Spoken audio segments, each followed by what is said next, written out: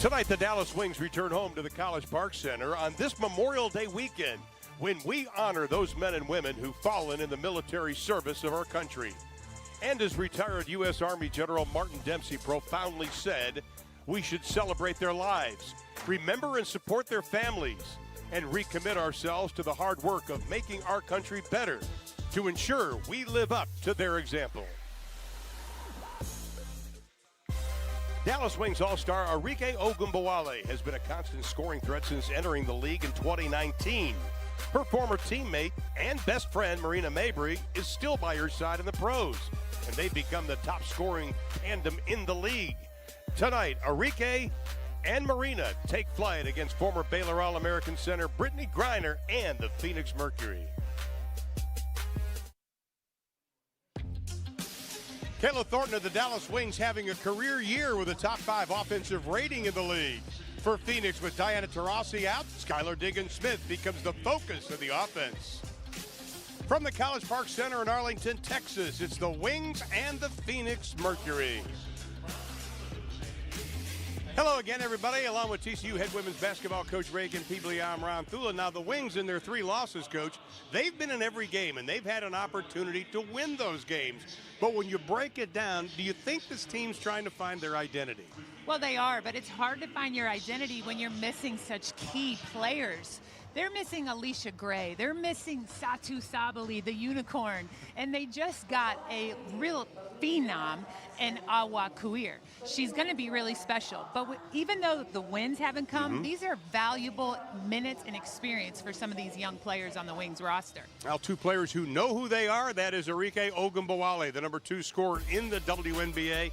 Marina Mabry coming off her 3rd consecutive 20-point game. Well, I know everyone's talking about Benifer being back together, but how about Marike and the productivity these two have? Mabry has been special all her career, but she's doubled her point total from last season to this season, as well as other statistical categories.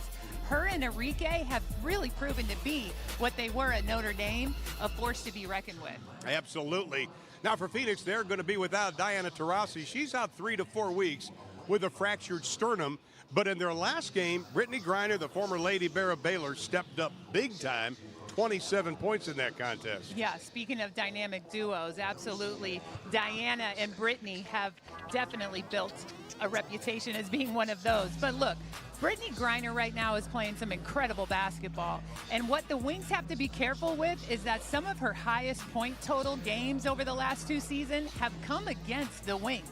They're going to have to really commit to the game plan tonight to get her slowed down. Well, head coach Vicki Johnson relying on Kayla, Marina, and Arike. We've got the Dallas Wings taking on the Phoenix Mercury coming up next.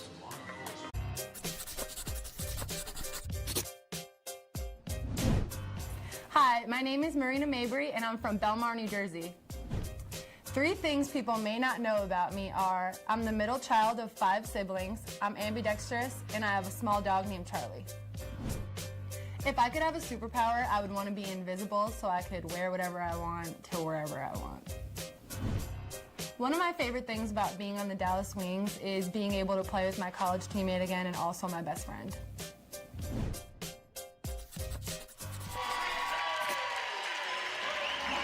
I think by the end of the season, we're going to know Marina Mabry quite well, Reagan.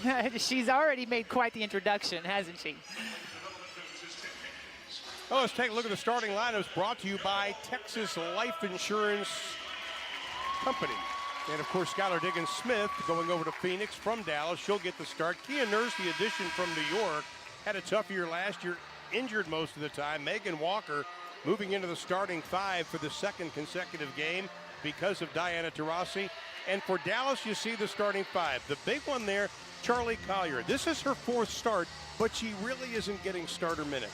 She isn't, but I think the vote of confidence in the development and the opportunity to help her develop is Vicki showing, we're going to start you. Make the most of your minutes, continue to grow, and she's getting a lot of encouragement from her coach to just continue to believe in herself. And there is the head coach in her first year for the Dallas Wings, Vicki Johnson, 13 years in the WNBA. as a player, 15 years overseas. She played in the inaugural WNBA game.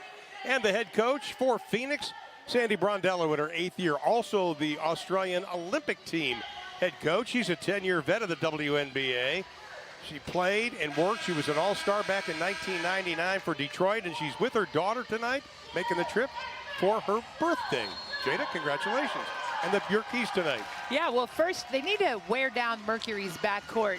Dallas has an advantage with Diana Taurasi out, with the depth in that position. Be aggressive. It's not going to happen quick, but stay at them. Second, win the battle of the bench. That's going to be huge. Phoenix's bench is starting to try to find some momentum, slow that confidence down early.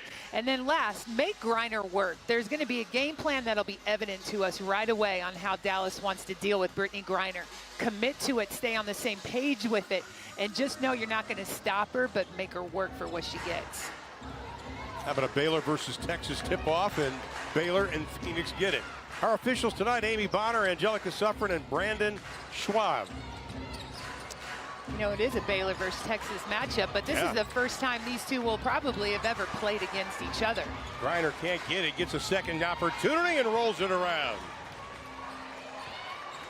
Sandy Brondello telling us earlier this week that Brittney Griner started slowly, but boy, they were so pleased with her 27-point effort in that loss to Vegas in their last game.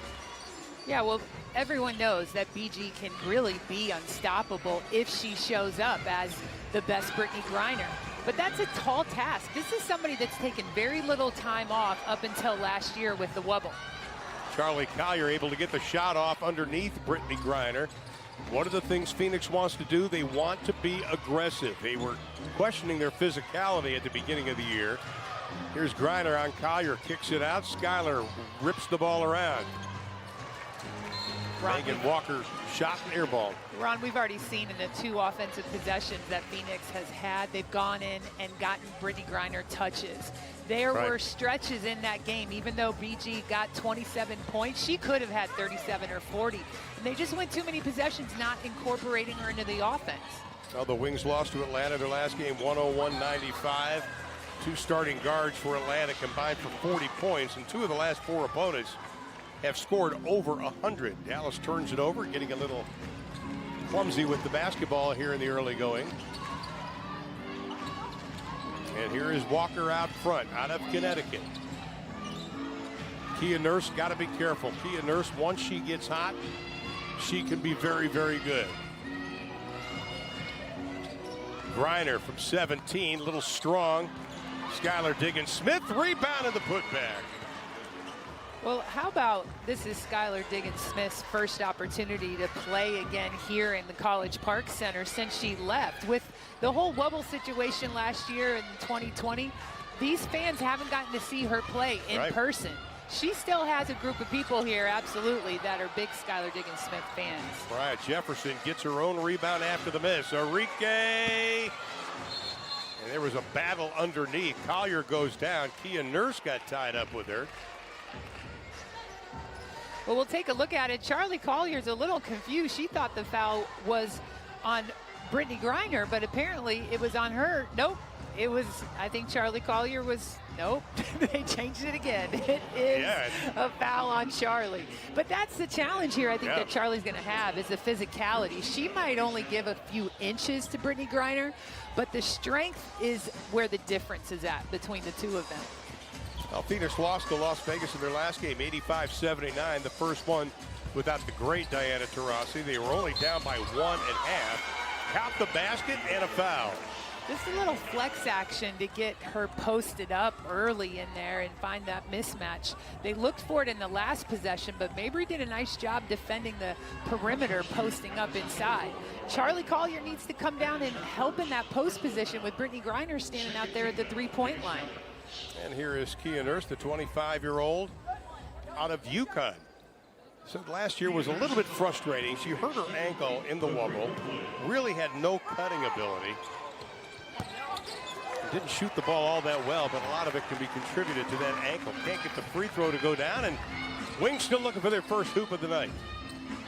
We kind of need them to go ahead and score so we can see. Yeah. The fans here stand until the Wings get that first basket, which makes our view a little challenging. And of course, we can't get the 5'7" people standing in front of us. We got to get the 6'2s and 6'3s. Yeah, how about that? The Wings go for height in their fan attendance, not just on their roster.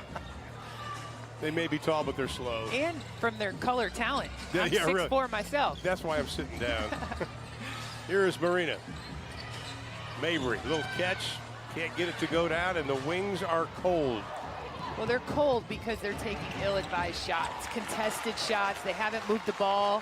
And again, we're seeing teams do a really good job in transition against the Wings and just congesting the paint and making them have to play out on the perimeter more than they want to. Spacing a little shaky right now. KT has it rejected. Well, they call that a rejection.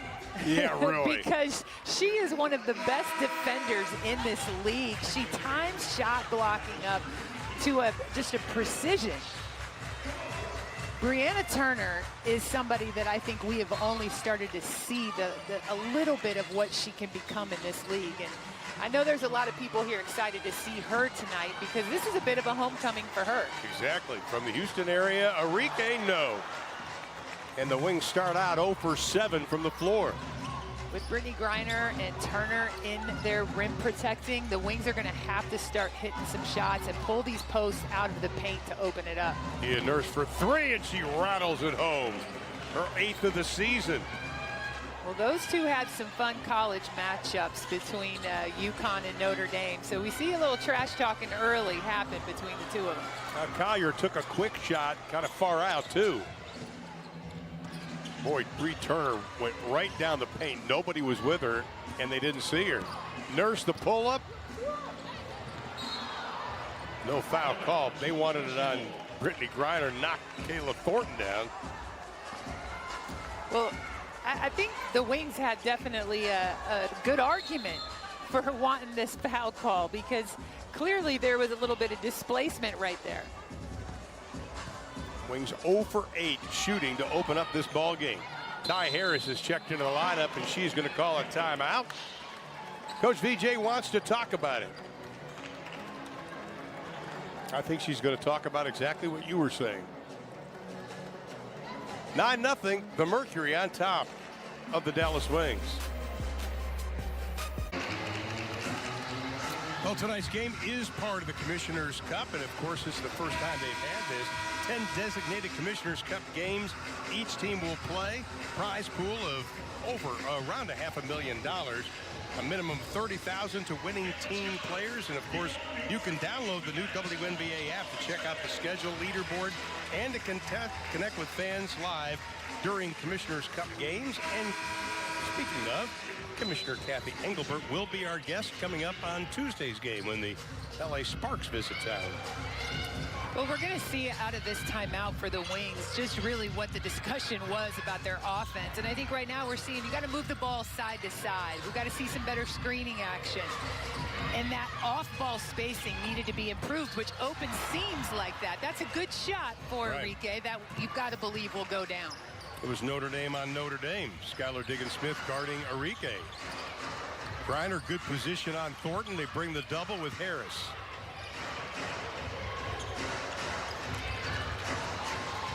Skylar has become more of a playmaker with Diana Taurasi out, uses the left shoulder well. Well, when you give Skylar an opportunity to attack the tunnel one-on-one, she's going to expose you.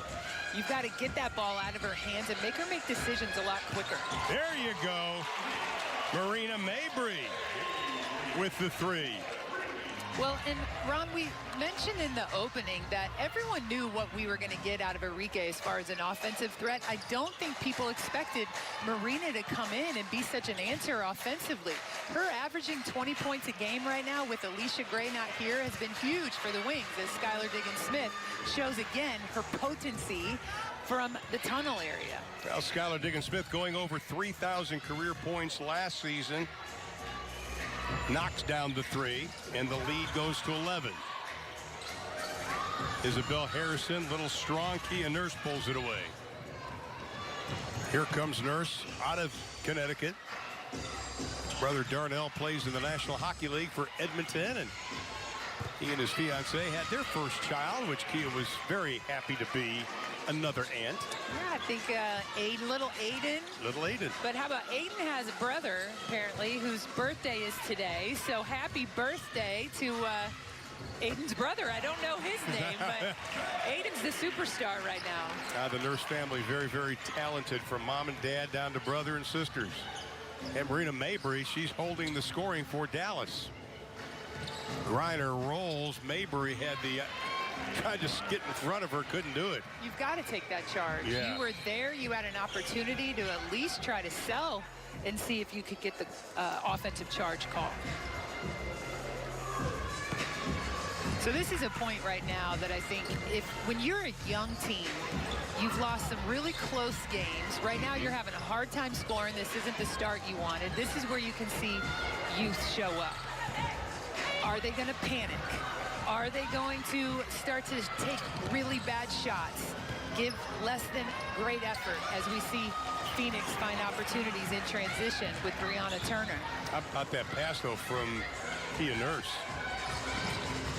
Oh, Mabry, a little French pastry. Ty Harris for three, nothing but the bottom of the net. That's some inside-out basketball, and that's where you can really try to expose a team that has such great rim protectors like Phoenix.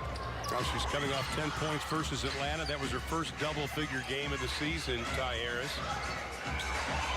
Skylar thought about it. Harris covered her up. Walker from the outside. Mabry pulls it away. Here comes Enrique. Right around Skylar Diggins-Smith, and that was intentional. She didn't want her. She had full head of steam. She knew there were 4 subs that needed to get into this game. So let me get the clock stopped, get myself out. Probably a well-used foul by Skylar Diggins-Smith. And you talk about Marina Mabry. She is probably, over the last 3 seasons, the most improved player in the WNBA. We talked about 3 straight 20-point games. How about the fact she had 1 in her career coming into this year? Well, confidence is a funny thing. And when you got a teammate that you are now all of a sudden connected to back on the roster that's going to make you feel good the way you used to, it can really ignite something inside of you, and we're seeing that with Marina. Okay, let's talk about the substitutions for Phoenix. One of the keys for Dallas you talked about, their bench taking advantage of Phoenix's bench. This is big this time right now for the Dallas Wings. It's really big. It could be an opportunity that you can climb into this lead that Phoenix's starting 5 has created. And you've got to, I think, take advantage of having Brittany Griner out of the game. That could open up some of those opportunities to finish at the rim. And I think this is where you also have to expose somebody like Sophie Cunningham, who, as great a competitor as Sophie is, she's struggled guarding without fouling. So you've got to look for those opportunities to create isolations. No starters on the floor now for Phoenix. Haley Grelecki's checked into the lineup. The rookie out of Duke, just signed recently. They like her, though, because Haley Grelecki can flat out shoot the ball. Well, she sure put on a clinic in their game against Seattle in their scrimmage, and I think that was a great opportunity for her to, almost like a job interview. Harris may have tripped Shea Petty up a little bit, tied up. That's going to be a shot clock violation. Turnovers sometimes are a thing for Phoenix, and we see sometimes actually for Dallas as well. So if they can turn them over, you can speed this Phoenix team up into some poor decisions. Well, they had 24, Phoenix did, in their last game. And Dallas has a chance to chip away at the lead. When the subs came in again, it was 21-8. And we've got 2:12 remaining to play here in the opening quarter. I think also in that last game for Phoenix against the Aces, they only had 2 points in transition as we see Ty Harris really slice that seam right up heading down the tunnel. But yeah, I mean, if you can slow them down in transition, force them to play in the half court, speed them up then in the half court with congestion, this is where you can see bad shots and turnovers. Cunningham has to give it up.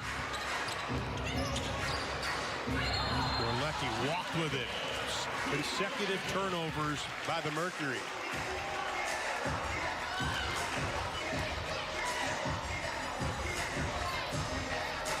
Well, we substituted one Kia out and brought in another Kia.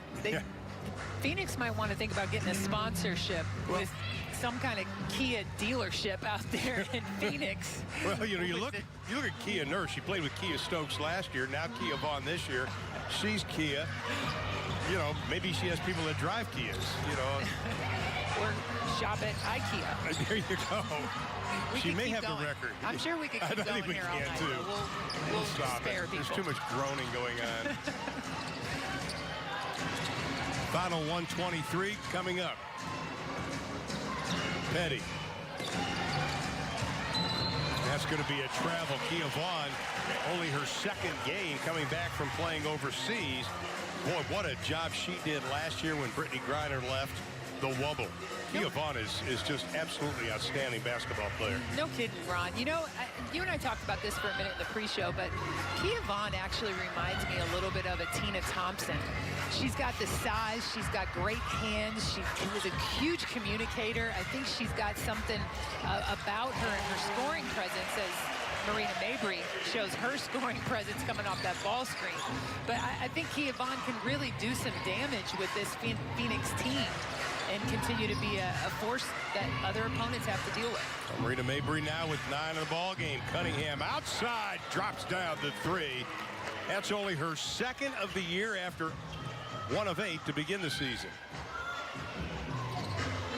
Somebody might have told Sophie I talked about the defense a little bit. Arike, quick trigger. And Arike averaging over 23 a ball game, second best in the league, pulls Dallas within 7.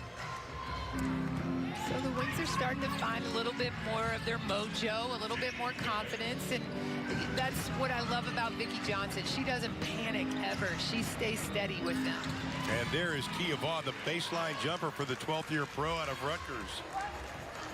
That's what I mean, Tina Thompson. Like, that is exactly Tina Thompson right there. Just her pick and pop game and her IQ and what she can do with the ball, not just back to the basket, but face-up game.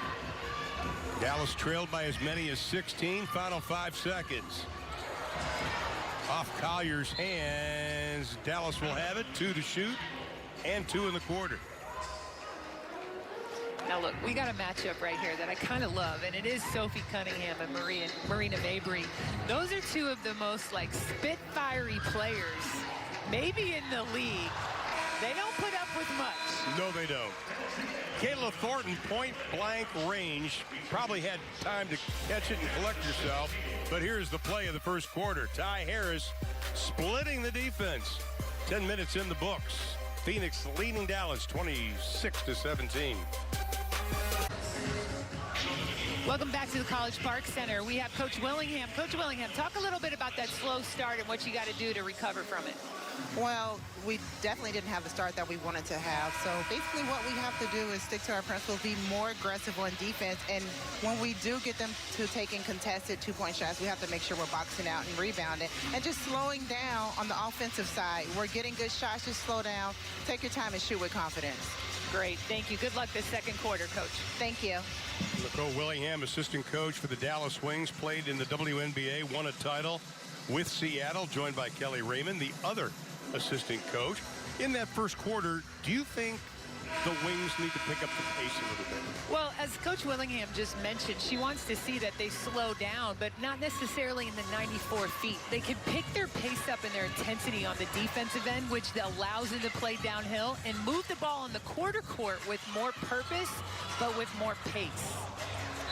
Izzy Harrison misses the shot, but Christina Nigwe gets a hand on it and pokes it off Phoenix. By the way, the bench of Phoenix was outscored 9-5 during that time they were out. So not a big dent for Dallas, but did cut down that 16-point lead. Here is Mabrey. And Nigwe better get out of the lane. Arike with 3 to shoot. Archiclad, the rim is round. Arike. That's the mistake teams make sometimes guarding that ball screen, is if you aren't proactive as the post defender, the screener's defender, and how you're going to guard that, you got to hedge it. You got to play it more shallow. You can't sit back and give Arike that kind of vision at the rim. So you call it Marike? Is that what you're going to call it? Marike. Okay, they combined for 21 of the 26 points. Mabrey and Arike. And here is Marina. Oh, nice dish. Inside counting, Christina Nigwe. So right there is an example of pulling Brittany Griner out of the paint and making her have to account for something other than just staying at the rim and guarding that post player. Well, Brittany Griner has fouled out in games played here inside the College Park Center. Ball is loose. Kia Nurse will pick it up with 6 to shoot. And then gets bumped by Nigwe. Oh, you hate to see that. So, again, a big key for Dallas is to find a way to get these post players, these rim protectors out of the paint, and a ball screen will do that. And we see Enrique here with an opportunity to see some vision and some space, because while Kia Vaughn was outside the paint, she wasn't shallow enough to that ball screen to affect Enrique. Mabry guarding Skylar. Mabry comes up with it to Enrique. How did she get that ball back? Brittany bumps her big time, but Enrique said it doesn't matter. And a timeout's going to be called by the Mercury. I kind of feel like a play like that is sending a message. It's not just 2 points. It's I belong and I'm not afraid of you.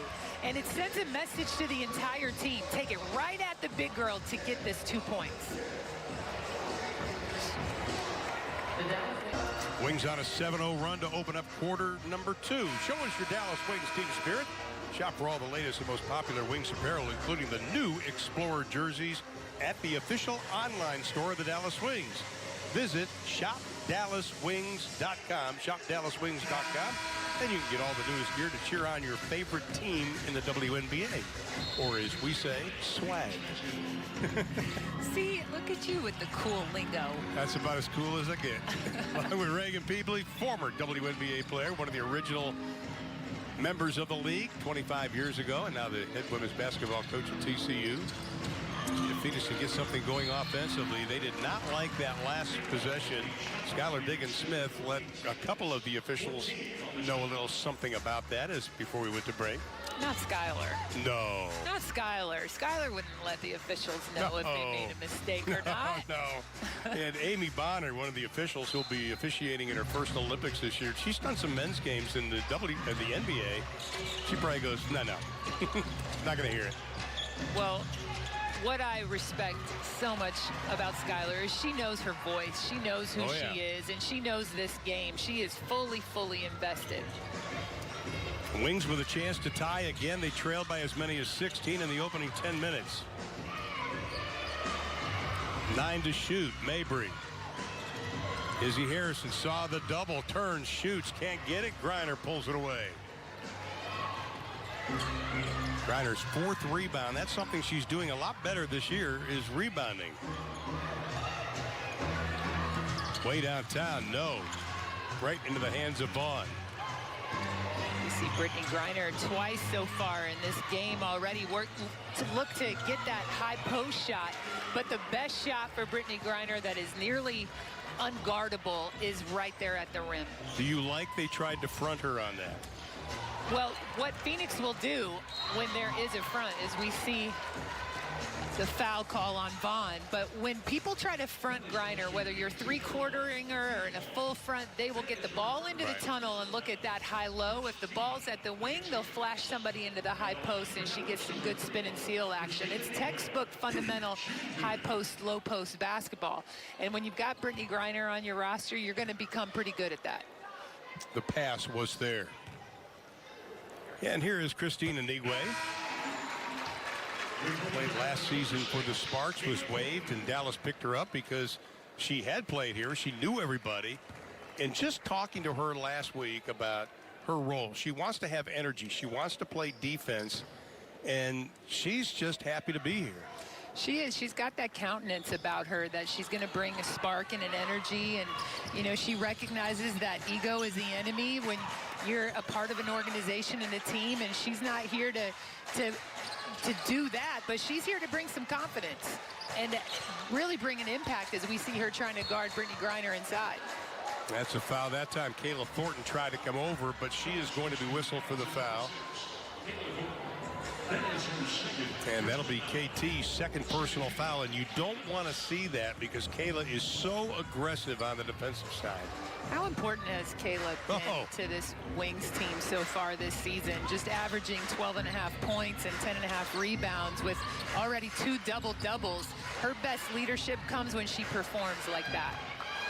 It's been so much fun over the last 6 years to watch Kayla Thornton progress. Mabry, no. So even when Brittany Griner's not at the rim, she's at the rim. Yeah, exactly. It's the ghost of Brittany Griner, and it's just the impact psychologically that she can have on teams throughout a game. Remember, Griner and Turner 1 and 2 in the WNBA in blocks, and Nigwe getting a little tangled up that time with Bree Turner. And Christine will be whistled for the infraction. And that's her second personal foul.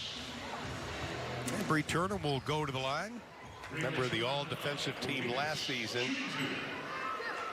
One of the things that Brittany Griner does to teams is make them go deep into their bench with the post position. She draws fouls, and whether you're trying to box her out or trying to keep her off of, you know, the opportunities with her post moves at the paint.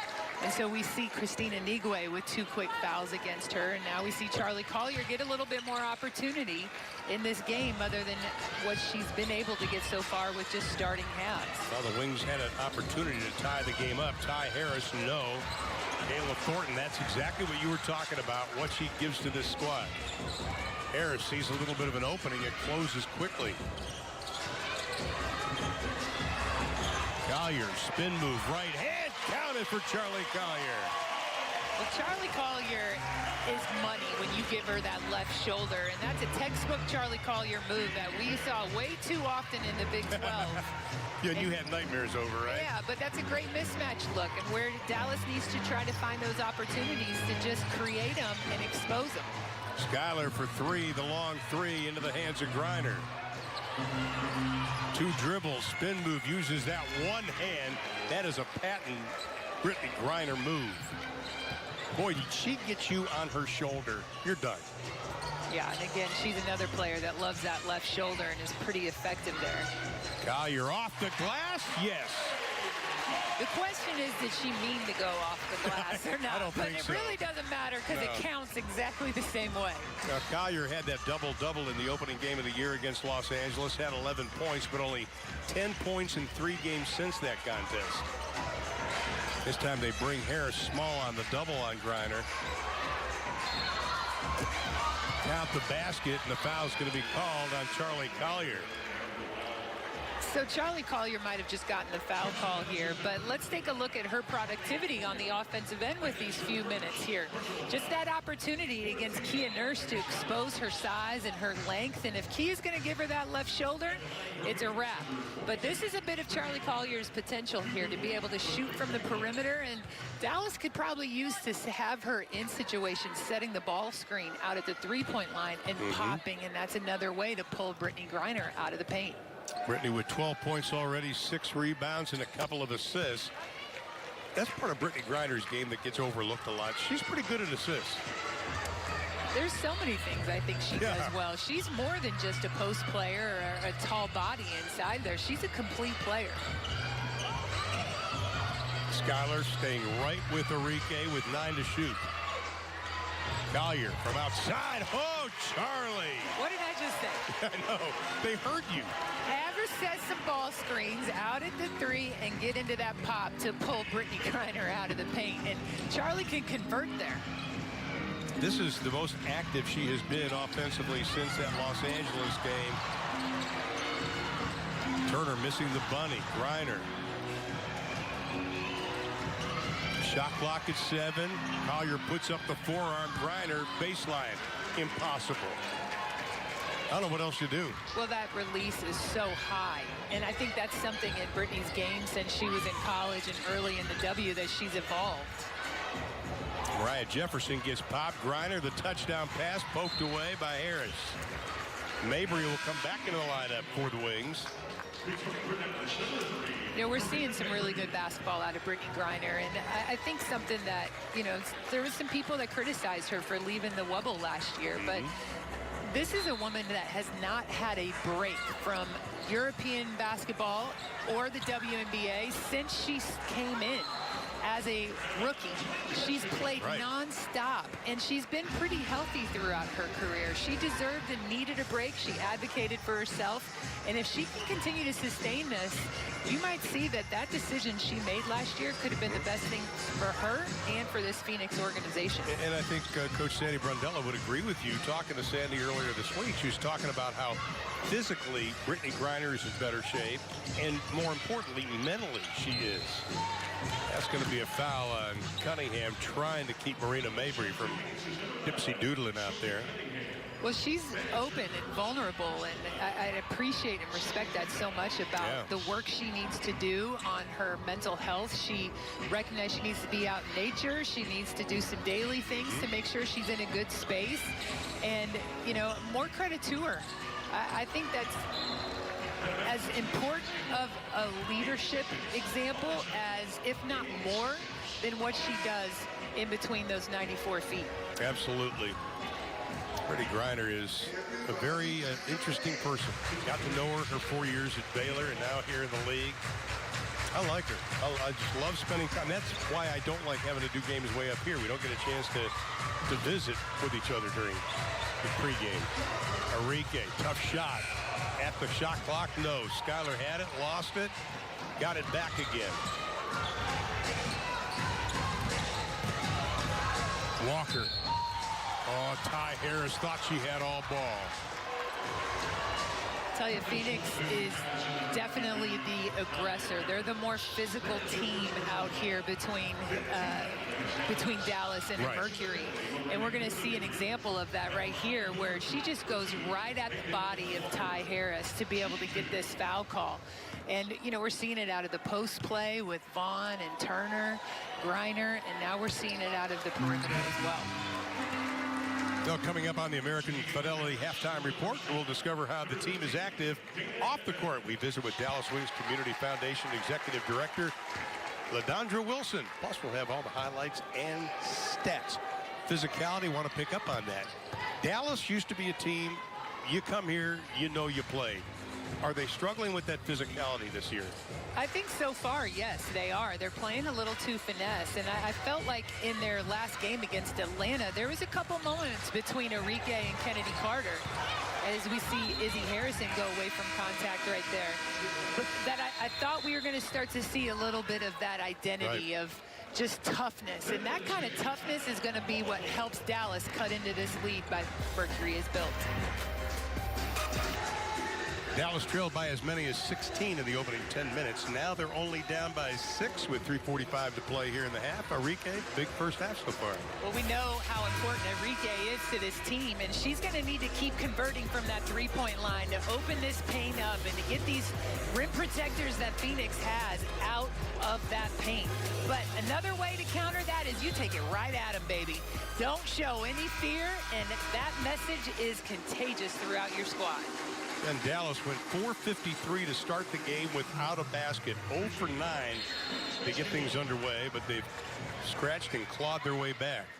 Well, I love the length right now that Dallas is trying to show with Charlie Collier, and Wings fans right now here are getting their first live in-look opportunity at Awak Kawir, who is, I'm telling you, she is, I'm almost speechless at what she can do currently. Don't put the pressure on her right now because she's just a few weeks into being here in the States, but she is going to be somebody that will be really elite in this league. Now she's only 19 years old, came over and tried to get the rejection. But Megan Walker got the 2, and the lead stretched back to 8. Enrique off the glass, count the basket. Enrique, you can go to the line.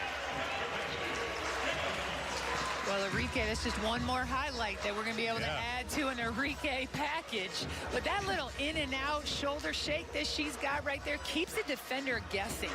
And then she just has that ability to extend and finish over length and size. 42 straight games now in double figures for the Dallas Wings for Enrique. That broke the record when she hit 40, held by Skylar Diggins-Smith.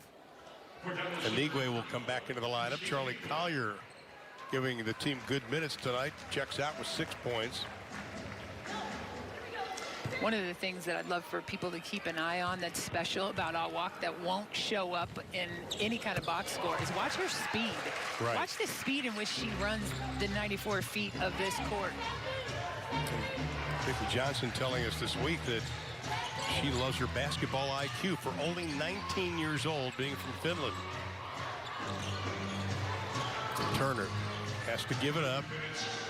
Oh, beautiful spin move. Taken away by Mabry. Inside of 1:55 to play here in the second. Oh, Mabry, nice hesitation. Was waiting for the dive by Anigwe. You know, Mabry, she'll tell you exactly how she feels. Oh, yeah. She's going to let you know. Sometimes it reminds me a little bit of when I, tell my daughter, go to your room. Yeah, and where she it's says, a little bit of all of a sudden her hands become like cinder blocks and just hang to the ground and maybe a little roll of the eye. But what I think all of that body language is really about with Mabry is frustration with herself, nobody else. Oh, nice pass, Skylar to Brittany. And Griner with 15 in the ball game to go along with her 7 boards. Harris off balance, yes, counted. Sophie Cunningham may have gotten one in the nose. I love what Ty Harris is bringing early in this season to this Wings roster. One of the questions was who was going to be the point guard for the Wings and who's going to be the backup point guard. And we see these opportunities where she can receive these handoffs and head downhill right away and convert. It adds the confidence into her resume of what she can bring in that position. Well, Sophie Cunningham, I don't know if she lost a contact. The officials are now meeting about it. Both teams got together right at the top of the key. Ty Harris looking up to see if there's a replay. I couldn't see how Sophie got hit, to be honest with you. But they're going to go over to the replay machine and take a look at it again. Well, I don't know if there's so much looking for Sophie's contact on this replay machine or the contact if they're actually looking at the contact. And, they're really doing a good job, I think, in the league of trying to protect players and making sure that their heads are safe because, that is, you got to decide, was this necessary? Was it incidental? And all you really see is, Megan Walker rotating. I don't know if they're looking as much at that or at Megan Walker and how Megan came in and got a pretty good size hit there as well. Well, the foul was on Megan Walker. Again, it's under review. Watch the left arm here of Ty Harris. Oh, Boom. I see what you're saying. Yeah, definitely. Yeah, and they got to see if this was deemed incidental, just part of her natural movement. And, most likely I think they'll decide that it wasn't necessary and wasn't part of that just flow into that layup. I'm not sure if Sophie's putting the old swab up the nostril there. Boy, you could tell it hurt her right away. Ouch. Sophie's tough, too. Yes, I think she you is. got to really, really land one on her in order to really get a reaction even out of her. I think she was probably one of the most physical players in the SEC conference, and teams knew that when they were getting ready to play Mizzou, when Sophie was there, they better spend a few extra days in the weight room heading into that game. Third-year pro out of Missouri, 3-time All-SEC first team, Sophie Cunningham. Her favorite player was Diana Taurasi. Wow, and you get on the same team as her. How great is that? I'll tell you what, as a recruiter, whenever I learned that a player was a farm girl, and Sophie grew up on a farm outside of Columbia. Yeah, really. I'm like, immediately her rating goes up to me. If you're spending your mornings at 5:30 or whatever time before the rooster crows, baling hay and cleaning stalls and throwing on your work boots, that tells me a little bit something about you. Waiting for the official announcement here. You think these players, now that they've had to COVID test however many times, that when they've got a hit in the nose and they got to wear that cotton swab up their nose, it's maybe a little bit less of a deal? They're used to things being stuck up their nose. You can see it right now that I'm not comfortable with this. They hate the look, but you do what you got to do to stay in the game. Well, they called a technical foul on Izzy Harrison. And I haven't figured that one out yet. Well, I think what the official saw might have was just a swinging arm. They just corrected it. Technical foul on Ty Harris. Okay, we'll see here again. I mean, one more time. Just that swing with that left arm right at Sophie Cunningham's face was not necessary. And the PA announcer here made the call originally that the technical was on Izzy Harrison, but corrected it, and it is indeed on Ty. And Harris gets the free throw with 1:20 to play in the opening half. 5-point Phoenix lead. They've led the entire way. Skylar, that classic hesitation. No, and she'll go to the line. Someplace where she's very familiar with in her career. You go back, she has averaged on a career over 5 free throw attempts a game, nearly 6 attempts this year. She's got a knack for drawing the contact. She does, and I was really curious last year to see how she was going to gel with the Phoenix Mercury and having so many other scorers on the floor with Bonner there at the time, Diana, and obviously just the depth of that team. But averaging 18 points, 3 assists a game in 2020 in the Wubble, playing alongside Diana, who also averaged about 18 points a game, I think just showed how willing Diana is to do whatever it takes to win. Get your best scorers the ball, and Skylar Diggins-Smith definitely proves that. We want to wish Diana Taurasi the very, very best. One of our favorites. Just love watching her play. 6 points away from 9,000. Put that in perspective, no one else in 25 years reached 7,500 points in the WNBA. Now, Katie Smith had 7,885, but that's a combination of ABL and WNBA. But Diana, we miss seeing you. We know you won't come back to Dallas this year unless it's the playoffs, but heal quickly. She's on track to score 10,000 points. That's amazing. In the league. Jefferson, after the loose ball, gives it up. Anigwe tried to make a fancy play. Luckily, got tipped by Phoenix. 39.1 to play in the half. You know, and watching Diana Taurasi play is the way the game's supposed to be played. You just love her whole entire game. Well, I saw an article about, she's done it all. Why come back? Why keep coming back for more? And she just talked about how much she loves to compete. She loves to play. She loves being in Phoenix.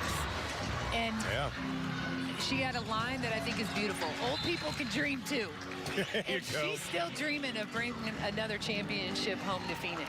I dream of having hair. It's well, simple some dreams can't come true, Ron. Yeah, you need to face facts. That's not exactly a Judy Garland line there, It's way over the rainbow. 24.9 for Phoenix, 20 to shoot for them. 24.9 left in the quarter.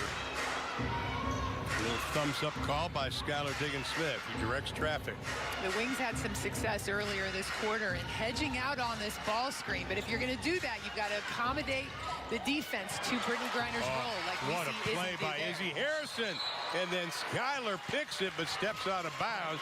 But kudos to Izzy on that play. That's the defense Vicki Johnson wants to see. Absolutely. And again, great defensive stop by Dallas right there, but incredible IQ by Skylar to stop the transition. 2 to shoot. Mariah lost it. They're not going to get a shot off. And that's the way the first half will come to an end. Wings trail by 16, but they'll head to the locker room only down by 7 at intermission.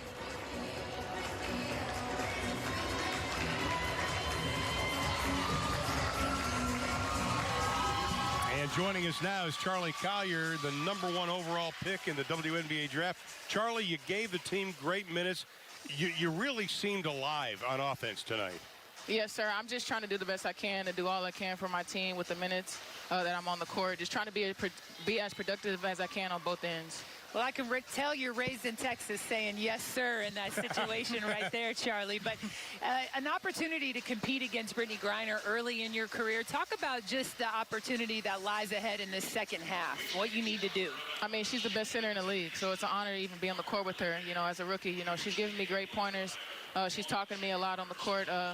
You know, just the best of the best here in the WNBA, and I'm just, you know, glad to be here and just want to do all I can in the second half to help my team get the dub.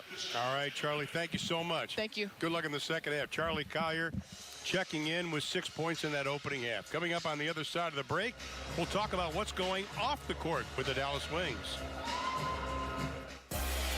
Dallas Wings basketball is brought to you by the Dallas Wings Community Foundation, deeply committed to addressing the needs of our community through awareness, programs, and resources. Welcome back to the College Park Center, where the Wings are climbing back into this early lead that Phoenix Mercury had. Joining us now is Dallas Wings head coach Vicki Johnson. Coach Johnson, talk a little bit about what you're liking out of your team as they've been able to close this gap. Well, we started a little slow. I like the energy that we brought on the defensive side of the basketball. We got to continue to do that, and we got to continue to rebound. We got to rebound and then attack them in transition. How do you slow down Brittany Griner's productivity around the paint? Well, we're going to try to trap her this half, see will that work, put a little bit more ball pressure on the passer, and just put more shrink defense down there and put more traffic down there. All right, Vicki, thanks so much for joining us. Best of luck second half. Thank you. Plus, you talked about rebounding. Phoenix 21 boards, Dallas only 10. Well, and again, 54% field goal percentage out of Phoenix does not allow a lot of defensive rebounds for you to get. So you can't allow them any second chance opportunities. Get that 54% down, and you're going to see more opportunities to see Dallas to create some momentum. Well, this is the last game for a while because the Wings will go on an 11-day road trip, and when they come back, they'll be through with only about half their road games. Next 3 games, they'll, of course, will be, or after I should say, Los Angeles, because Los Angeles is Tuesday. You can see it on Valley Sports Southwest. Then they go on the 11-day trip at Seattle starting out, then at Phoenix. And it's going to be a rugged schedule. In fact, at Dallas-Phoenix, tonight's the first of 3 they'll play with Phoenix in a 13-day span. Every team in this league has a stretch like that. The big thing for, I think, this season, and one of the things that makes it unique, is when you were going to get your team in, your full roster in, when some of them had to leave, as we see Alicia Gray not here, Satu Sabali not here. And those type of roster dynamics combined with a schedule like that can really impact the team on the plus side or the negative. Well, Satu Sabali and Alicia Gray will be coming back to the team probably sometime next week. So when we come back here to the College Park Center, both of them will be playing, and Dallas will have their full roster. Mabry, little hesitation, pull up 14, got it. Mabry's got 9 in the ball game. Well, I'll tell you, that was a Marike moment right there, because that was a handoff between Arike right into Mabry's hands. Somebody's going to say they're pronouncing her name wrong.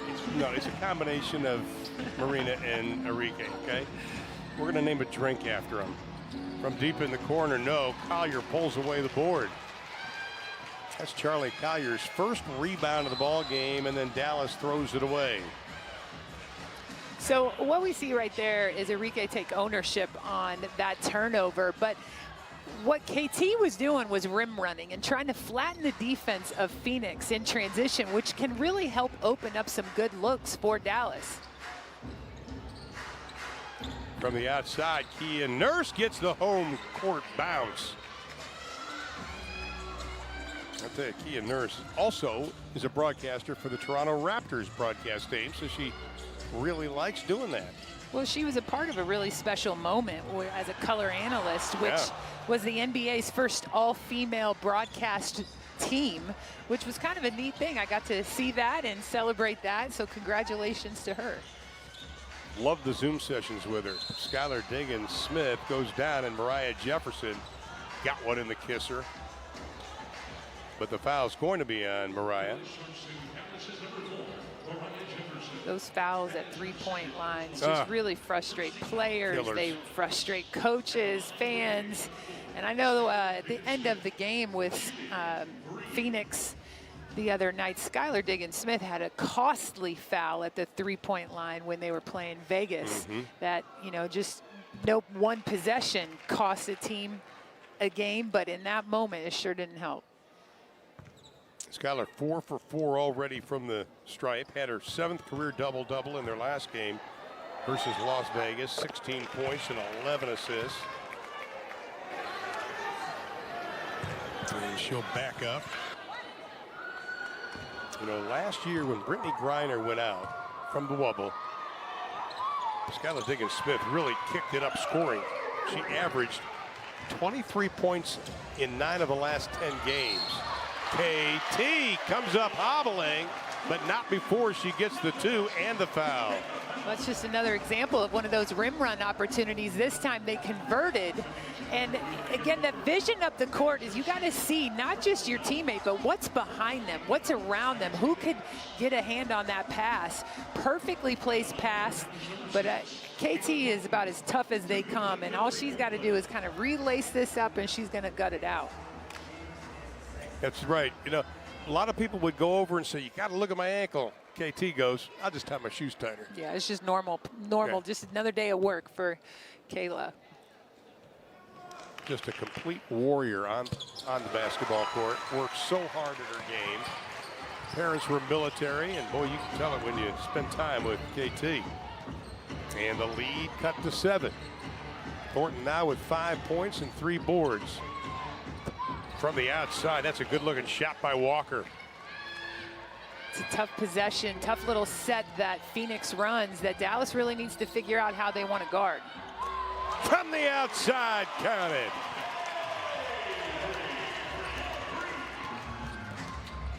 You know, up until then, Phoenix was really doing a pretty good job making Dallas work hard for their shots.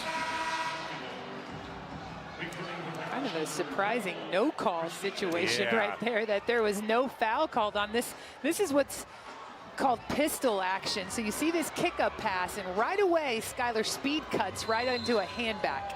And a defender was not clearly set as Skylar came off that.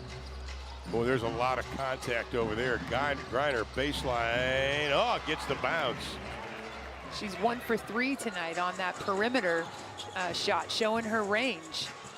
Griner was 17 of the ball game, came in averaging 16. Mabry, Nurse tries to stay with her, then she switches. Enrique, big bounce. Griner, great position. Up ahead, running the floor. Bree Turner can't finish it.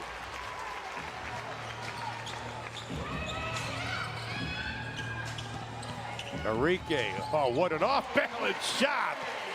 I'll tell you what, when Enrique can head downhill off of that drag screen in transition, especially going to her left hand, you might as well, before she even puts the shot up, put the 2 points on the board. There you go. Nurse, 4-3. Well, when your team has a better offensive start to the half than they did at the game, you need their defense to match that effort too, and that's just not what's clicking right now for Dallas. And that has been the problem in the last 3 losses, but Mariah Jefferson says, I can do that too.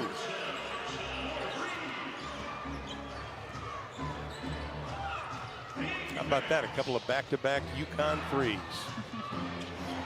Well, you can say that in a lot of games. UConn's got this this league littered with all kinds of talent. Foul is on Enigwe. How about though Kia Nurse tonight? 4 of 6 from beyond the arc. Coming into the game, she had only hit 7 so far this season. And she's talked about working on her shot. Oh, beautiful pass from Skylar. Can't get it. Mabry after the Turner miss. Thornton. Enigwe on Griner. Yes. Great finish and attack, and just really getting to the rim and moving the ball away from Brittany Griner to be able to find an easier finish.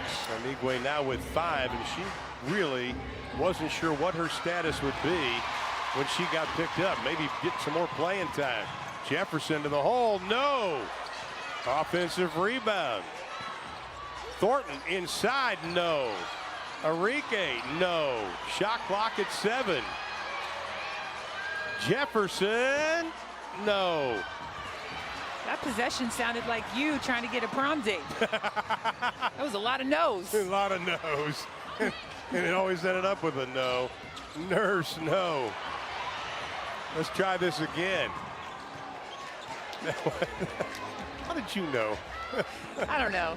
Just kind of guessed it. I'm teasing you, No, Ron. no. You're You're my absolutely guy. right. Mabry, nice pass. Anigwe, a couple of ball fakes. Griner got a piece of it. That's her first block of the evening. Fans getting a little antsy, and Sandy Brondello telling her team, settle down. Well, that's what these rim protectors for Phoenix are expected to do. Make it hard for people to not just find the rim, but really even, they're not getting to the free throw line either. Shot clock went off. Are they going to put some time on it? Nope, they're going to say it's a shot clock violation. Well, Christina Nigwe, Ron, has been a nice spark here for the Dallas Wings, and just finding that opportunity to get this bucket right here away from Brittany Griner. See if we can get more of these for the Dallas Wings.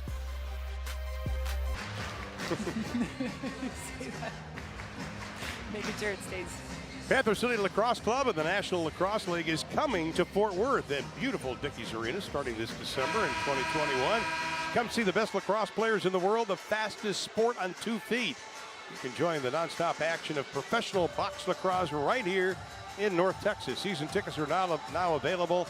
833-GO-PCLAX, GOPCLAX, or visit PantherCityLAX.com for more information. Well, I think that security guard was playing better defense on that sign than the Wings are doing on Phoenix right now. Nobody went by him. I watched the sign never moved. Well, look, again, Dallas is doing, I think, a heck of a job right now. They're only down 4, and their offense has picked up, but their defense can do a lot better job in making things tougher on this Phoenix Mercury team. Mabry tried to cut the baseline off. She's called for the foul. Cunningham was on the drive. 13 foul against Dallas. Phoenix will have it. 4:18 to play here in the third.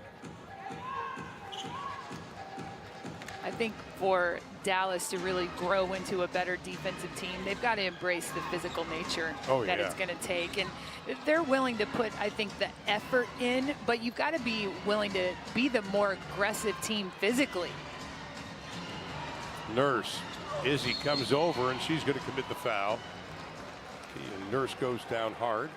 You know, we talked about it in the first game, about the 2-hour and 45-minute practice that Vicki Johnson of Dallas has, and an hour and 45 of that defense.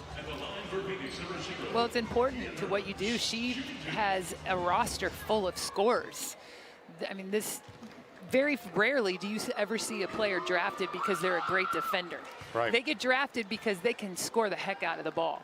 And she's got a whole slew of them. You look over at that bench, and really you got a lot of players right now, from Dana Evans to even Chelsea Dungy, who hasn't been able to really get a lot of minutes, to the players that are on the floor. They can score.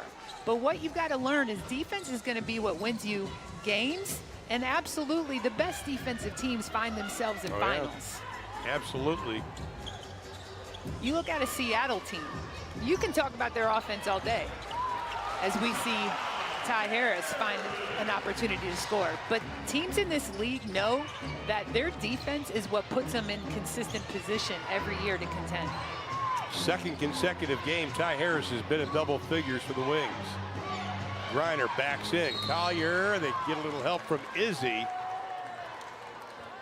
And we have a foul. I think it's going to be on Charlie Collier. That should be her third personal foul. the number of fouls that Brittany Griner has drawn in this game. We don't have the luxury, due to some of the COVID protocols, to being able to get consistent stats throughout a game, but that is one that I'd love to be able to see. That's a great point. She just, again, it's not just the matter of it gets her 2 points from the free throw line, because she's a great free throw shooter, but it just keeps constant rotation having to happen for the Dallas Wings and their opponents, which prevents you from being able to find a flow. Tell you how big Brittany Griner is here in the Dallas-Fort Worth area. Baylor fans in attendance are doing the Baylor claw while she's at the line, right in front of us. Okay, I don't see it. I'll do the. I don't see it. I'll do the horn frog thing for you, okay? Here's Mabry. On the drive, off the glass, can't get it. Harrison rebound. Collier from 13. Those offensive rebounds could be opportunities for great three-point shots, too, because I don't know that you always want to go right back up against Brittany Griner. Kick it back out for good open threes. Cunningham launches the three. Griner takes it away from Collier off the glass. Never brought the ball down. Well, those are two offensive rebounds that Brittany Griner has been able to convert on Charlie Collier, and Charlie's got to buy into that box out on the backside. Oh, Enrique drawing the contact, counted. That's just another example of those drag screens. This one was more of a step-up screen where they emptied out the left side of the floor for Enrique, where she can head downhill and really get that opportunity to be able to snake through some seams into a finish. And we talked about Skylar Diggins-Smith drawing the contact and all that, but boy, I tell you, Enrique does it as well as anybody. How about Enrique and Marina? The last home game versus Seattle, they were the first college duo turned pro duo to score 25 points each in the same game. Pretty impressive. Anytime you're the first, exactly, you can add impressive as another adjective. And the foul's going to be called. That'll be on Ty Harris. And Sophie Cunningham will go to the line in her third season. All-time point and free throw attempt leader at Missouri, was a third-team All-American. You know, one of the things that you and I talked about was how the Phoenix Mercury had cut all of their 2020 draftees because they loved their 2019 class so much. And Sophie being one of them, Alana Smith, another one, Megan Walker, just some great talent that they were able to bring in. And they've stayed very loyal to this group and continuing to watch them and help them grow as professional players. Only two teams don't have a rookie on their squad this year, and Sandy Brondello's squad is one of them, and Washington is the other. What a career Sandy Brondello has had. Her husband, Olaf, he's an assistant coach with the Chicago Sky, a member of the Australian Basketball Hall of Fame, and I was talking to her before the game, and she's just such a nice person when you talk to her. Oh, she's great, and she's a woman that's also in this league, a mom in this business, which the challenge is there. I mean, we don't have enough time to probably talk about that.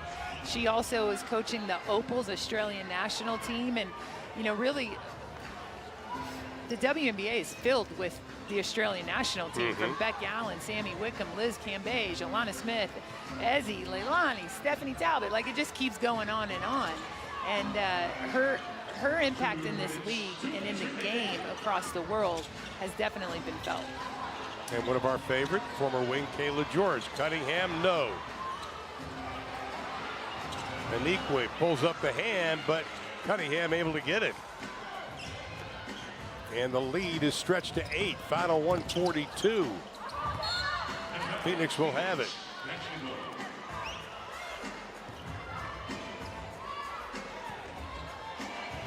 Chelsea Dungy getting an opportunity to get some minutes here, and she's had very little minutes in her rookie year so far. What I love about what Chelsea Dungy can do is score. Here's the challenge. Can you defend? Can you guard in this league?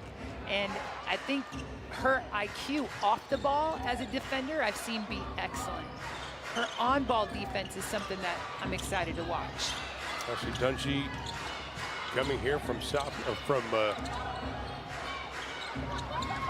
former Oklahoma Sooner. Dungy coming from South Carolina. Or Arkansas, I should say. Now Marina Mabrey continues her assault on the rim. I'm pretty sure in the SEC, those are fighting words right there that you just mistook South Carolina and Arkansas. Oops. And the foul, fans don't like it. Look at it again, you make the call. Well, again, downhill, Skylar Diggins-Smith, she knows how to draw fouls and get into body. Tough call there for Marina Mabrey, but here's what you got to do as that defender. You can't swipe down. Right. You got to swipe up. And we'll take another look at it here, and you see here she's going at her hands up high, and you've got to get it down low below her waist. So Brittany Griner is going to take a little bit of a breather, and at the line it'll be Skylar Diggins-Smith. This will be her 8th and 9th free throw attempts. Dallas has taken 8 as a team.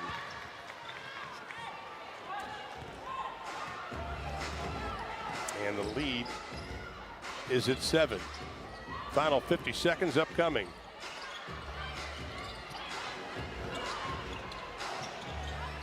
Mabrey backing down. Cutting to the hole, and Nigwe has it rejected by Bree Turner. That is her 3rd block of the ball game. KT fights for it. 35 seconds left. Phoenix has it. Johnson talked to us at half about this was going to have to be a better rebounding half for the Wings in order to cut into this lead and finish with a win. Turner takes it away from Nigwe. About a 7-second difference shot on the game clock. Skylar in and out. Shot clock turned off. Wings down by 7. The same amount they trailed by at the end of the first half. Harris, no. Cunningham will pull it down.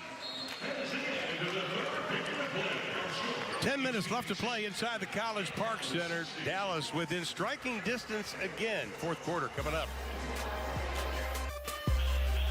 Welcome back to the College Park Center. Coach Raymond, can you share with us a little bit of some of the keys heading into this 4th quarter that are going to be important for you all in order to get this win? I think we just need to do a good job of keeping them out of the paint. We need to get it together with Griner down there when she gets the ball. We're trying to trap here and there, and we have to scramble out. So we just got to be ready for that, and we need to keep the Skylar, the point guard, out of the paint.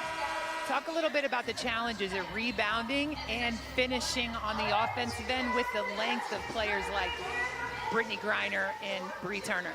Yeah, she's big, you know, down there, and she tends to change shots underneath. So we just have to be strong, and we have to protect the ball. You know, we have to get her on our side and protect on the finishes.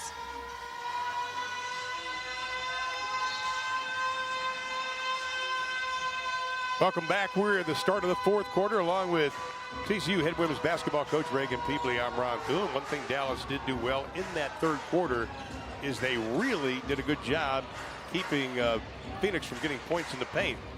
Mercury only had 4 points in the paint in that stanza. From the outside, Nurse, no. A big key to Brittany Griner is you're not going to keep the ball out of her hands every possession, but can you decide where she's going to get the catch? Outside of the paint, further away from the basket. You got to get physical. You got to beat her to spots. You got to anticipate Phoenix's ball movement. Harris long 3 into the hands of Griner.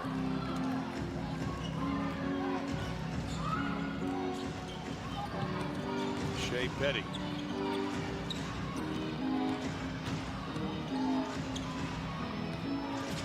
Petty a couple of dribbles, loses it. Mabrey. She's got Dungy on the right. Wisely holds it up. And Shea Petty has a pretty special story in that as a 30-year-old, she was a rookie. She was drafted out of college, had an opportunity with Washington, but did not make a training camp roster. And instead of pouting, instead of quitting on her dream, she just stayed at it. She stayed patient and gritted through overseas life. And then Tebow at Washington recognized the moment that he needed some depth in that point guard spot, gave her a chance, and she was ready to take advantage of it. Played 9 games for Washington last year after signing initially a 7-day contract. Petty is going to foul Ty Harris.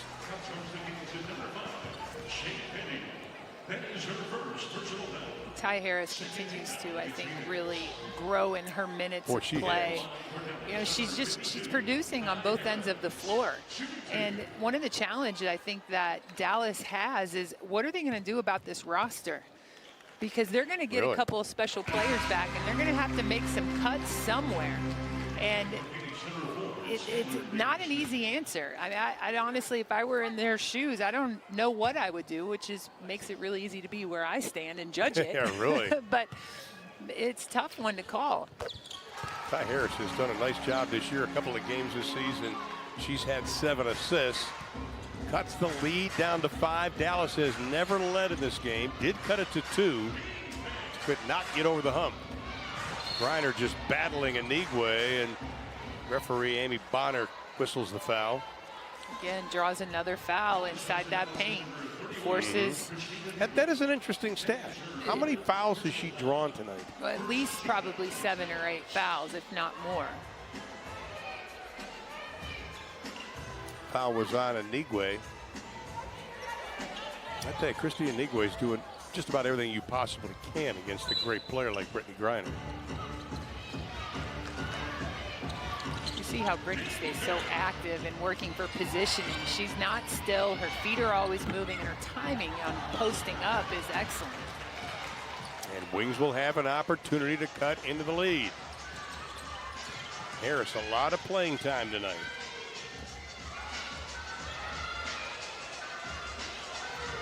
Dungy, she's got deep range. Shot clock at 7.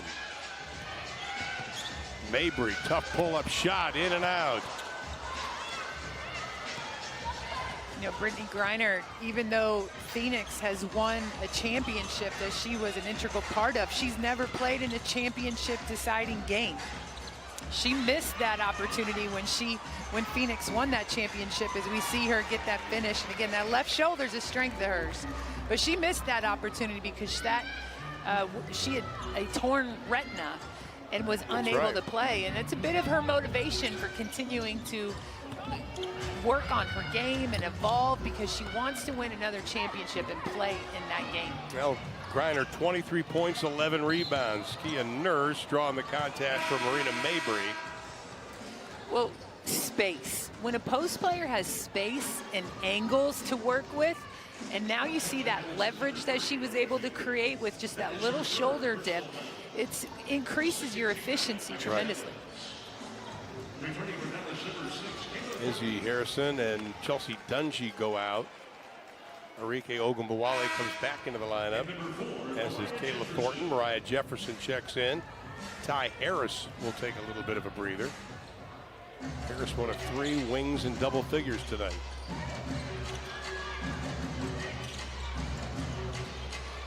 Oh, Griner just rolled perfectly. Slam dunk, Brittany Griner.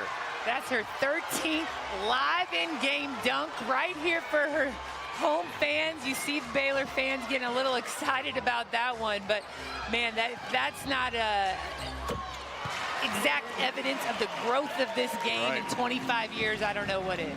You know, it's Skylar Diggins-Smith absolutely read that perfectly. I think that was Skylar Diggins-Smith's first assist that led to a dunk. I think it is. It'd be pretty safe to say that. And the lead is 7. Running the floor, Kayla Thornton bangs inside of Turner, gets the 2.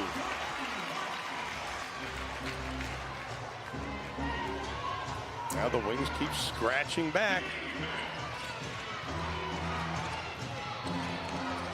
Nurse backdoor cut. Another great pass from Skylar Diggins-Smith, her 5th assist in the ball game.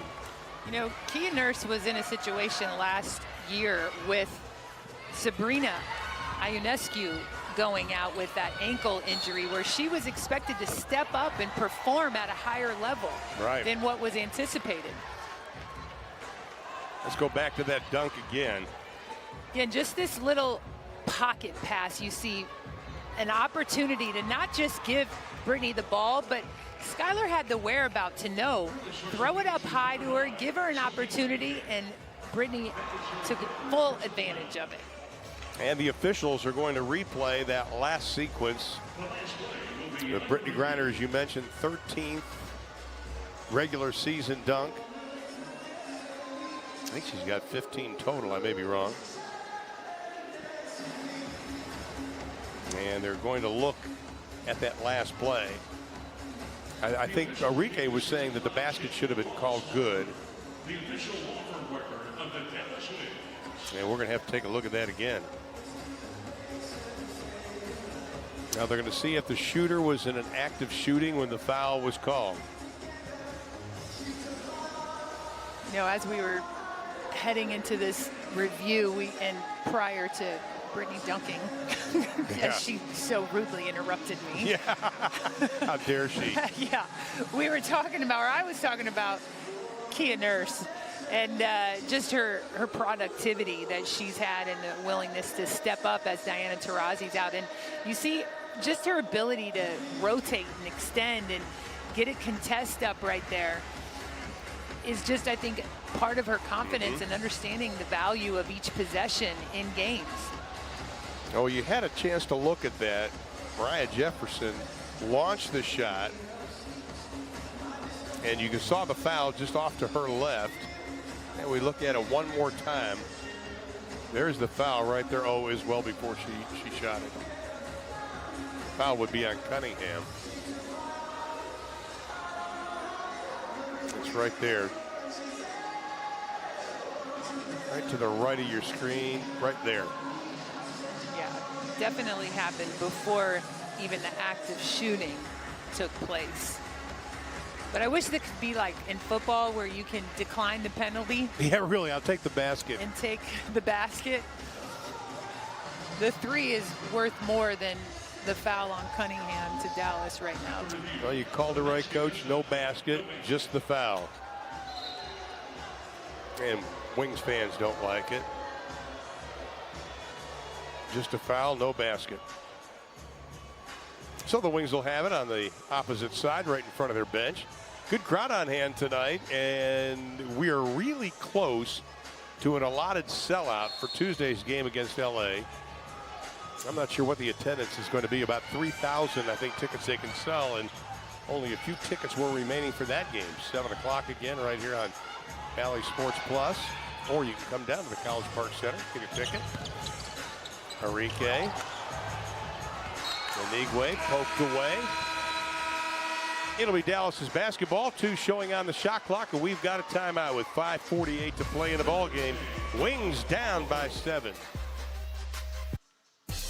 Dallas Wings basketball is brought to you by Novatech, the Metroplex's managed IT and office technology experts. And by American Airlines, official airlines of the Dallas Wings.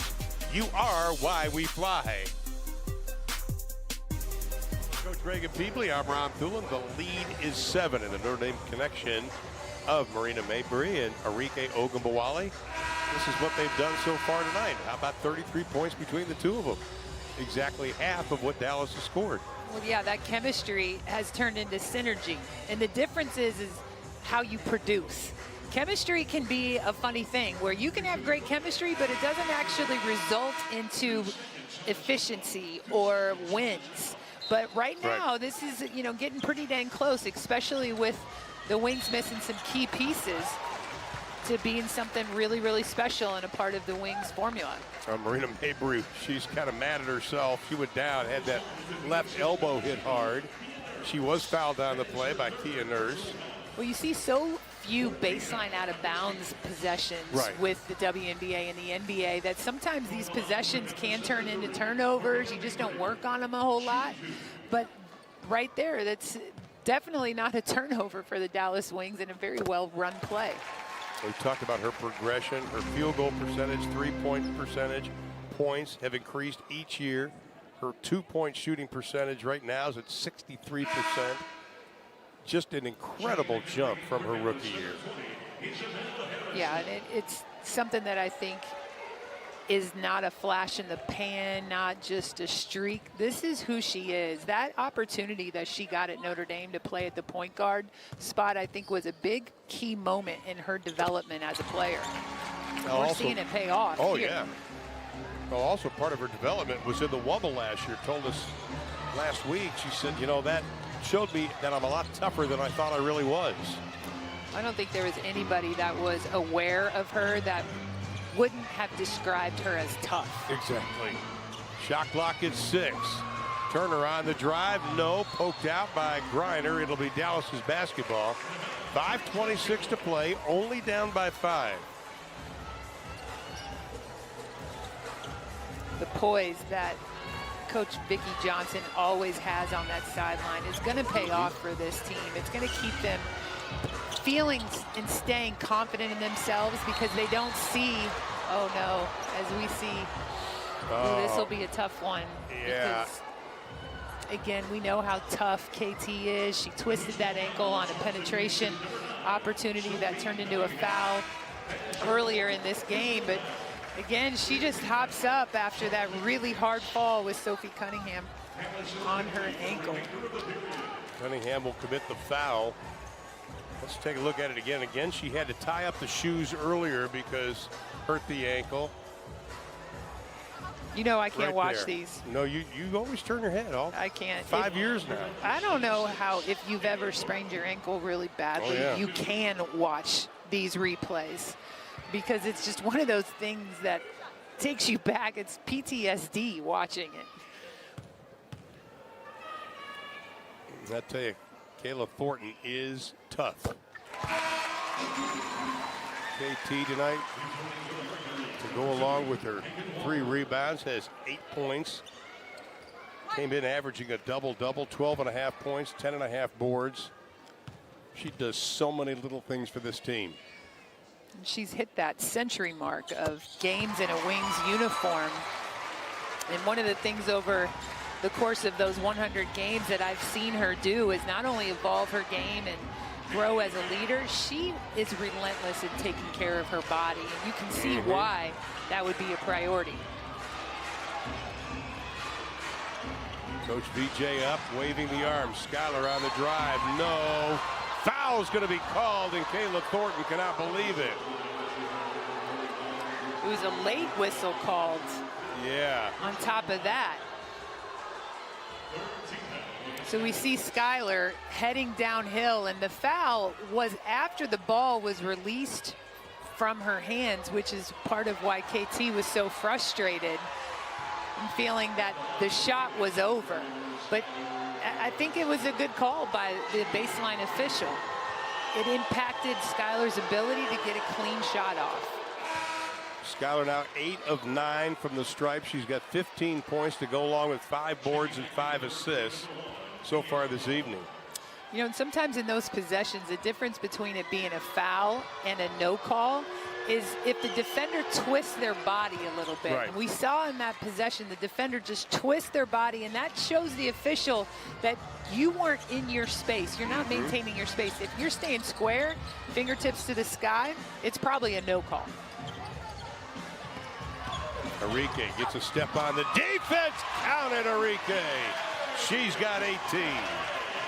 There was the tiniest little space for her to get that shot off, but she found it. Diggins Smith for 3, buries it. Arike put up the hand a little too late. Schuyler in her first game back to her old home court. Mabry tries to answer, no. Schuyler with a rebound.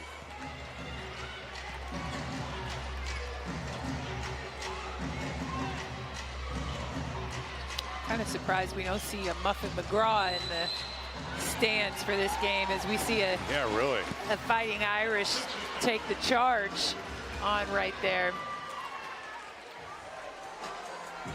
Take a look at that foul, last play. Again, just an opportunity to enforce some physical play defensively. Right. And if you're the aggressor, if you're the one that initiates the contact first, that's going to give you that advantage. Very much like boxers. She who throws the first punch wins the fight. Dallas has done a better job defensively in the second half. Izzy Harrison for 2. Thornton thought she had the rebound and a whistle and a push underneath.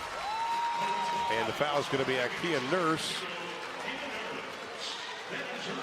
That'll be her 4th personal foul. And Kayla will go to the line where she is perfect so far tonight. These opportunities to convert at the free throw line. Follow them up with a stop. Create some momentum here and see if you can close this game out with a run. It's not going to happen if you can't get these stops on the defensive end. 2 double-doubles already this season for Kayla Thornton. She had 2 all of last year.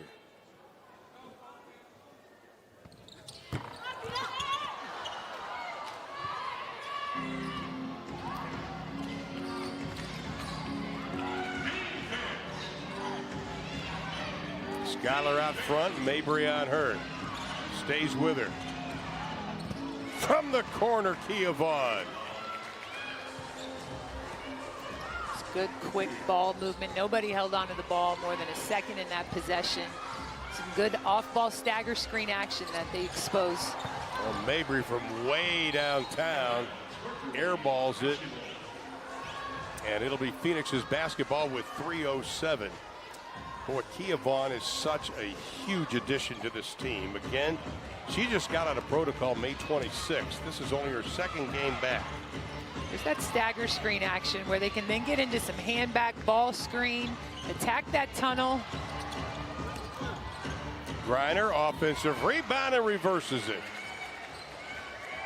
You know, some people will say and just not give Brittany Griner her flowers that she deserves, and that she's just long, she's just tall, she does it because she's taller than everybody else. No, she is incredibly skilled, and you watch her footwork, you watch her hands, her timing, and that's work, not just genetics. Nurse for 3. Kia Nurse, an outstanding night. That's her 5th from beyond the arc. She's got 21 points in the ball game. Griner, for the 2nd game in a row, has 27 for Phoenix, and a timeout is going to be called. Arike Ogunbowale. Yeah, we've come to see some special plays and definitely highlight reels out of Arike, and you can see there's the tiniest little seam here for her to have found to get that finish, but if anyone's going to find it, Arike will. 27 points for the 2nd consecutive game, along with 13 rebounds, but the highlight came with this. And Reagan, this was impressive. Brittany Griner, known for shot blocking, but how about this? Yeah, I mean, if you've got any questions on how Brittany Griner spent her little siesta, her little break, this answers it right here. She says she is feeling as good as she's felt in a long time, and I think that dunk is evidence of that. And let me just say this. How many women have dunked at 30 years old? Good point. In a game? Yeah. How many women have dunked at 30 at all? Exactly. So, again, I think that's a new record that we need to account for. The oldest player to dunk in a WNBA game. Brittany, you own that spot. Now, Dallas has gone cold the last 2 minutes. Cannot throw it in. And here is Griner again. She sees the double from Mabry. Skylar was just spotted up in the corner. And rolling around is Kia Vaughn. Kia Vaughn does not miss. No. She has been solid tonight. And again, not a whole lot of practice time. Dallas still can't score. Collier pulls it away. Ties up with Kia Nurse. Do you think Kia Nurse had any idea as she walked away from that tie-up that she just sent Charlie Turner-Thorne about 5 feet back? I said Charlie Turner-Thorne. That's the coach at Arizona State. Yeah, really. Charlie Okay. Collier. Sorry about that. A 9-0 run now by Phoenix. The Wings had pulled within 5. Collier, Nurse to jump it up.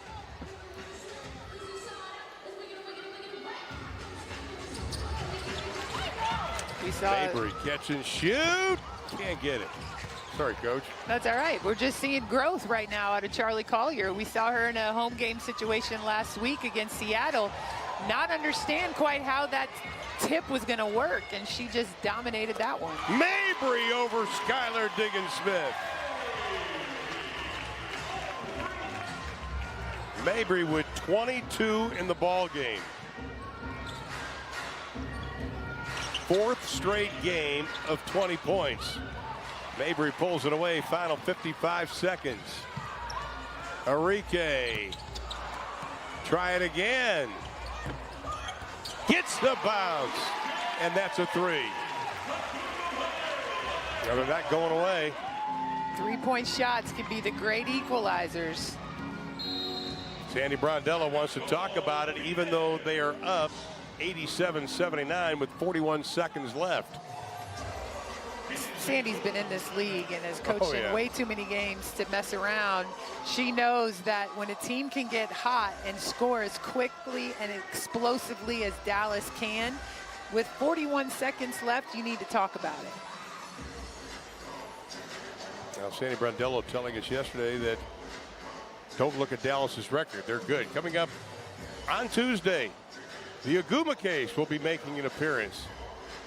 NECA Aguma case should say LA on that, but you know the Aguma case play for LA. That'll get under 7 o'clock, underway at 7 o'clock, right here on Valley Sports Southwest Plus, and you can come down to the College Park Center. I'm looking forward to seeing Chennai and NECA Aguma case.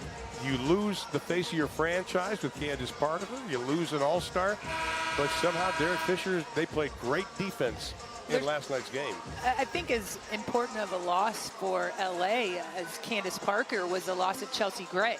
Right. Because that was really their point guard, their person, their floor general, their coach on the floor.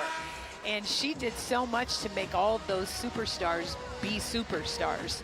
But they're starting to figure some things out, and it'll be a great opportunity to see Dallas and how they respond with this game, knowing that their best performance so far was against LA. They beat LA 94-71 on May 14th to open up the season. Kudos to Kia Nurse tonight for Phoenix. Season high 21 points, 5 3-pointers made, 1 off her career high.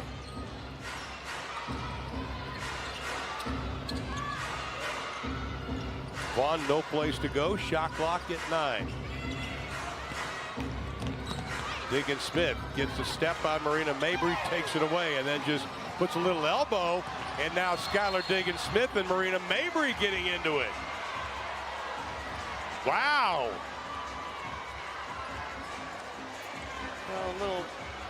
Boy, Skylar just took offense that Marina Mabry kind of got a little physical with her. Watch the whole thing again. Well, I think there's a little Irish on Irish right here. Just been a little talking throughout the game. And as I told you before, Mabry is about as spicy as they come in this league. And I love her attitude and her confidence. And she's not willing to take it off of anybody. But she just met her match, because I've never seen Skylar do it either. You know, these are two women that were raised within an Irish program that I just believe so much in what Muffet McGraw talks about. And be confident, know who you are, and don't take it from anybody. Now, does she want them fighting in the middle of the game? No, no. But Enrique in the huddle gave the stare down to Skylar Diggins-Smith and still keeps glancing over at her. And as soon as that started to happen, Enrique came charging down, because obviously she and Marina are best of friends. Well, it was going to be like one of those moments where there was nobody around for about 30 feet to help either of them out. So it was going to be one-on-one, a different kind of one-on-one. Yeah, the ref are taking a look at this. I'm not sure. She gets the rebound. She gets the rebound, and she just takes that left hand, left elbow, and just kind of smacks it back a little bit to, I think, really try to assess how close she was before she threw that pass. But, you know, Skylar, again, You're not going to see Skylar take much off of anybody. Well, somehow the Phoenix bench thinks it's pretty funny.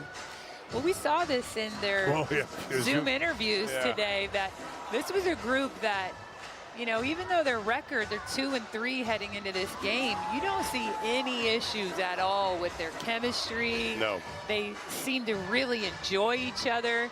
You saw Kia Nurse in the interview with those teammates coming in and clowning around with her.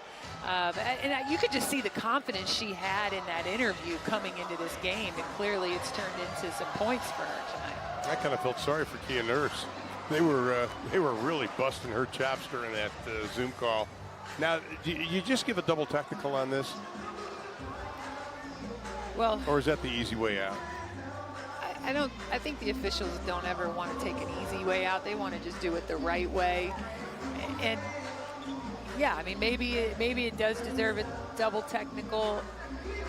Sometimes it's a no call nothing if Mabry doesn't push at the end right there. Exactly. It's just, you know, two people talking. But because she gave the push right here, she's definitely going to get one. Well, now they're looking at the clock to see how much time they're going to have to add on. Good job, though, by the officiating crew, especially Angelica Suffren, because she saw it happen. You can see her sprinting right to those two players.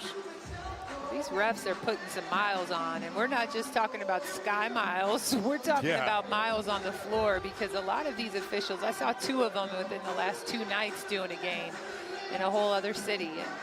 And I appreciate, you know, the work that the players are doing with all the COVID protocols to make these games happen, but these officials deserve that credit as well.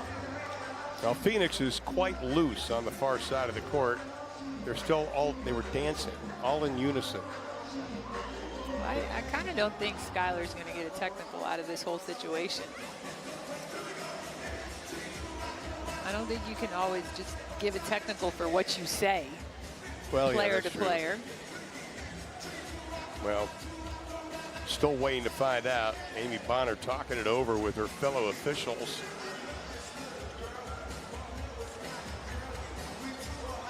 And this is going to be an interesting call. With 22.2 left to play in the ball game, Wings only with 2 20-second timeouts left. Phoenix has a full and a 20. Wings do have a foul to give. And they're writing it down, so they must have made a decision. What everyone can't see is all of the extracurricular things going on in this arena right now that have nothing to do with the technical. The two teams are dancing, coming up with their own TikToks. We see absolutely the crowd getting into it. We're trying to make the most of this last 22.2 seconds. Yeah, they're dragging this one out. Now they're talking to the coaches and talking to the public address announcer. Ladies and gentlemen, the basket will count. A foul charge to number 1, Kia Vaughn for Phoenix. Sarike Ogunbowale will be at the line to complete the three-point play. A double technical foul has been assessed. So what on they each decided team. is there was a foul made basket that will count with a foul on Kia Vaughn. Right. So now Enrique is going to go to the free throw line for one. They called the double technical, which I believe goes to point of possession. Right. And We'll Mabry and Skylar Diggins are still skunk-eyeing each other. And a timeout's going to be called by Phoenix, still with 22 left, but it's a 5-point advantage. And now the Phoenix coaching staff wants a little further explanation on that call. I think they're probably saying, why did the basket count? But the whistle really didn't blow when those two players were going at each other.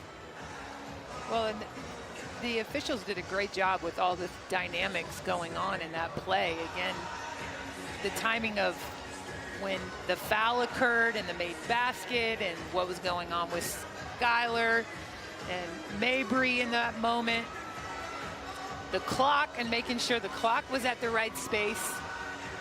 Now another situation that I think could be going on right now is there was a timeout called by Phoenix. Right. But the ball was inbound already when that Good call. point. So the ball is being placed in the back court right now as opposed to being able to get advanced. Now they're saying, let's break the huddle, ladies. Let's get this show going on the road.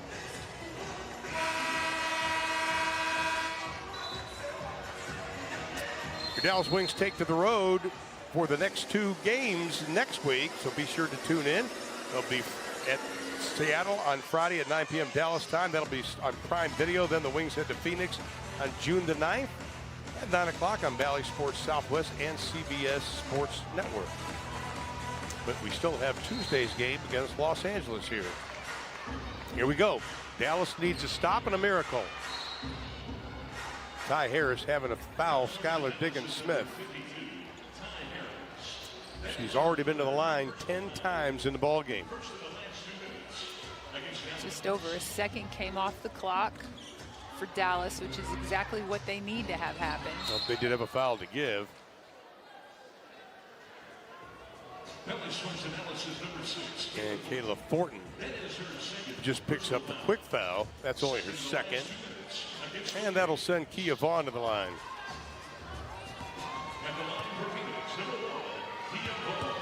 Her first free throws of 2021.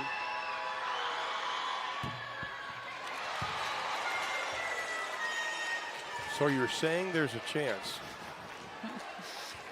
The most famous line. Exactly.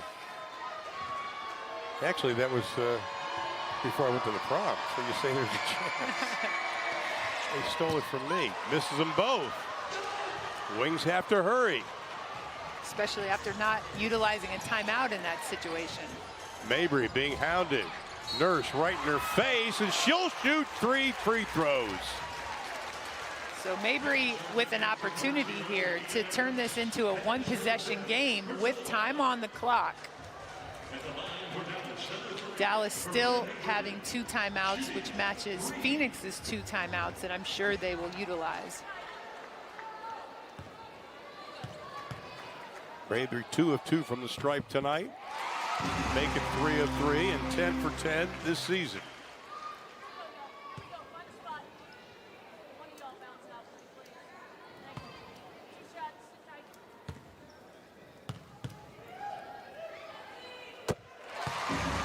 Notice I'm staying quiet because I'm not going to be a part of any jinxing a player at the free throw line in moments like these.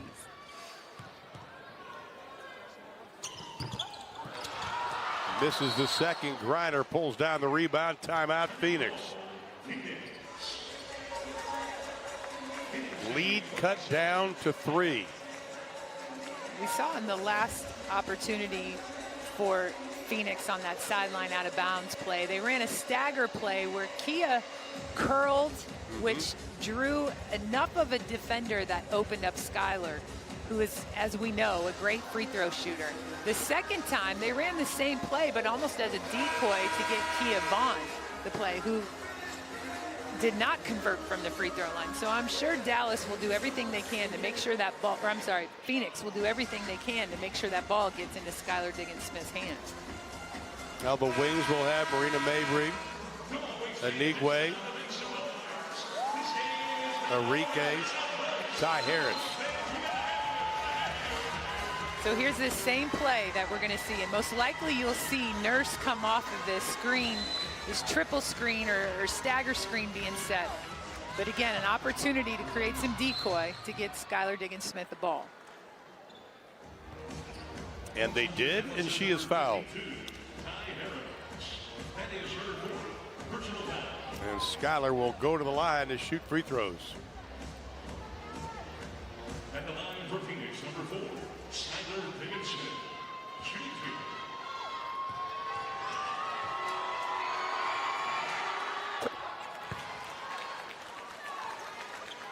That made free throws. Going to make it a lot tougher because it absolutely turns it into a 2-possession game with 8.4 seconds. Skylar now with 20. 20 points, 7 assists, 6 rebounds for the former Dallas Wing. Final 6 seconds. Harris on the drive, and a foul's going to be called And that'll be on Megan Walker. Well, I love this game because there's just so many ways to do it. A lot of coaches in that situation would have taken the timeout. And we just saw 2 possessions in a row where Dallas opted not to take the timeout, and it worked for them in their favor both times and being able to get to the free throw line. Ty Harris again.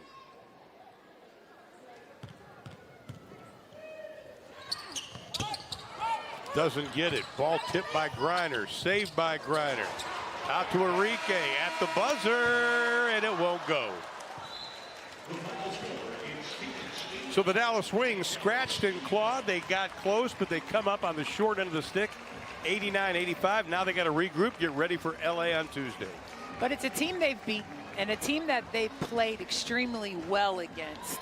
And I think it's an opportunity for this young team to regroup and come together and speak about really forward-focused, future-focused, and find that groove and mojo.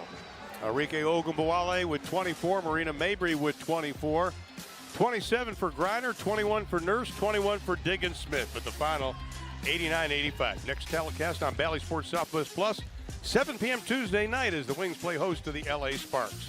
So for Reagan Peebley and our entire crew in Arlington, I'm Ron Thulin. Thanks for watching, and you have been watching Dallas Wings basketball.